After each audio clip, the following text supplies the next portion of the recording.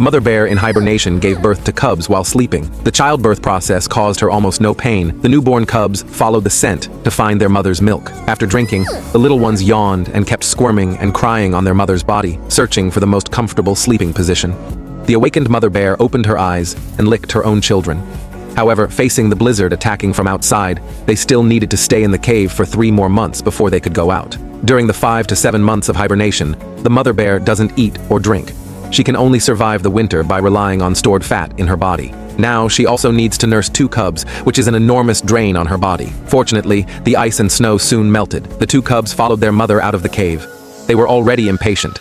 Meanwhile, the mother had lost 1/4 of her weight after hibernation. She desperately needed to replenish her energy. Now they need to cross several high mountains to reach the coast of Alaska, where brown bear's favorite salmon are found. The mother bear was very excited.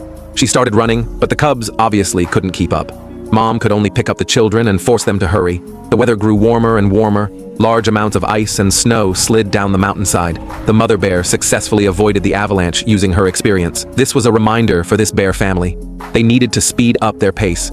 Riding on Mom's back was a good choice. After crossing the last mountain, the mother bear finally saw an oasis. Not only was there sunshine here, but also abundant food. She could finally relax.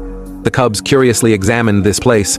They saw many uncles and aunts as large as their mother, all eating grass. This was also the first meal for bears after waking from hibernation, but this place was also dangerous for the cubs. The precious oasis became a temporary gathering place for the hungry. The shortage of food made every bear irritable and temperamental. A starving male bear stared intently at the 2 cubs. The mother bear quickly led the children away, but the male bear chased them relentlessly. The mother understood the other bear was far stronger than her. They couldn't escape. To buy the children time to escape, the mother bear suddenly stopped, turned around and faced him head-on. She released an angry roar with all her might, even if this only bought a few more seconds. The mother bear charged forward repeatedly to draw the male bear's attention. But the male bear only followed for a few steps before turning back to chase after the 2 small figures. The cubs squeezed into gaps between dead wood piles. The male bear lowered his body and searched in circles. When the mother bear arrived, the children had already disappeared. She paced desperately around the pile of rotting wood, frantically sniffing with her nose. Fortunately, she found one of them, but the other cub was missing. The male bear could return at any moment.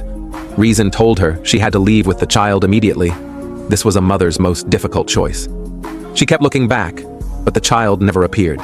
Just as she was about to leave, forcing herself to endure the pain, a gust of wind swept past her, carrying the scent of the missing cub. The brothers excitedly ran toward each other. They embraced and played together, wrestling and frolicking. The mother bear let out a sigh of relief. Then they continued on their way toward the salmon.